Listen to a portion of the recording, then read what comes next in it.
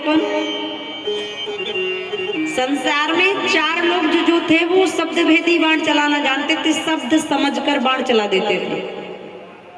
तो सबसे पहले तो थे चक्रवर्ती चक्रचूड़ामणि महाराज दशरथ, जो शब्द सुन लेते थे और बाण जाकर वही लगता था।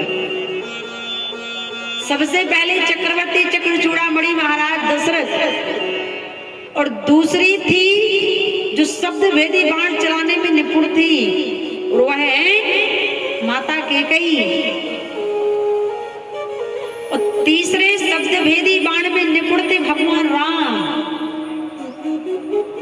राम जी ने भी बाण चलाया शब्द भेदी रामचरितमानस में। कहाँ चलाया?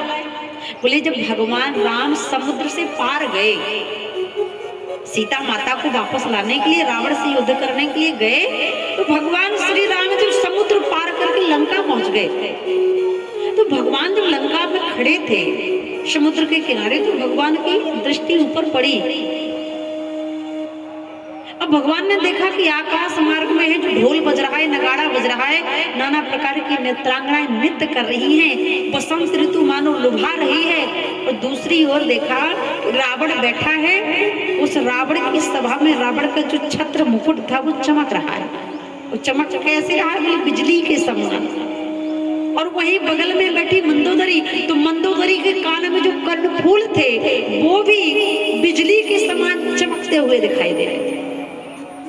तो भगवान ने सोचा कि रावण को बता देना चाहिए कि मैंने समुद्र पार कर लिया है, मैं तुझसे युद्ध करने के लिए आ गया हूँ।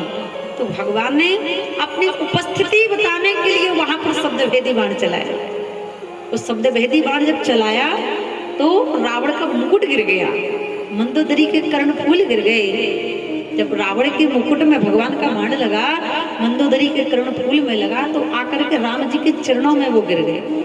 लेकिन भगवान के मर्म को कोई नहीं जान पाया था। लिखा तुलसीदास जी कि छत्र मुकुट ताटंक धर हटे एक ही बाण, सबके देखत मही परे, लेकिन मर्म न को जान।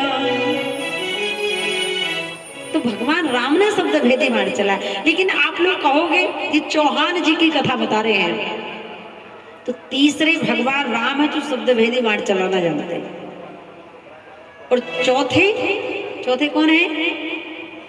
कलयुग में पृथ्वीराज चौहान थे जो शब्द भेदी बाण चलाना जानते थे। क्योंकि जब पृथ्वीराज चौहान जी को दुश्मनों ने पकड़ लिया, सुल्तान नाम का शासक था, तब उनके मंत्री ने कहा था, महाराज पृथ्वीराज जी 4 बांस 24 गज अंगुलियष्ट प्रमाण, पर सुल्तान मत चूक चौहान। एक ही बाण में पृथ्वीराज चौहान जी ने सुल्तान का काम तमाम कर दिया। बोलिए सत्य सनातन धर्म की। तो ये चौहानों की नगरी, हमारी सीएम जी की नगरी, नर्मदा मैया का किनारा बड़ा पावन पुनीत है। लेकिन आप लोग कहोगे कि दीदी ने बता तो दिया कि राजा दशरथ शब्द भेदी बाण चलाना जानते थे। लेकिन आप लोगों के मन में ये प्रश्न जरूर आया होगा कि जब राजा दशरथ शब्द भेदी बाण चलाना जानते थे, तो फिर श्रवण कुमार को बाण क्यों मारा राजा दशरथ ने?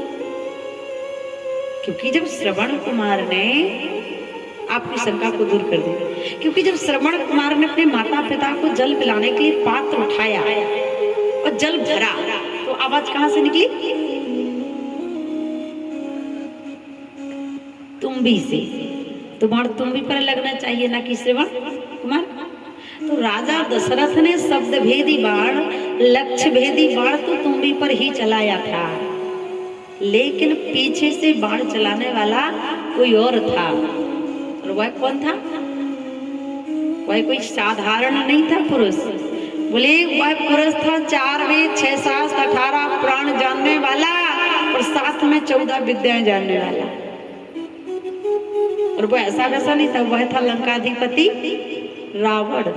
क्योंकि रावण भी एक महात्मा था। रावण तो 14 विद्याएं जानता है। आजकल का व्यक्ति विद्या तो छोड़िए, आजकल का व्यक्ति अगर एक सांप मार देता है तो लाठी पर रख के पूरे शहर खैरी सिलगेना को दिखाता है कि मैंने सांप को मार डाला।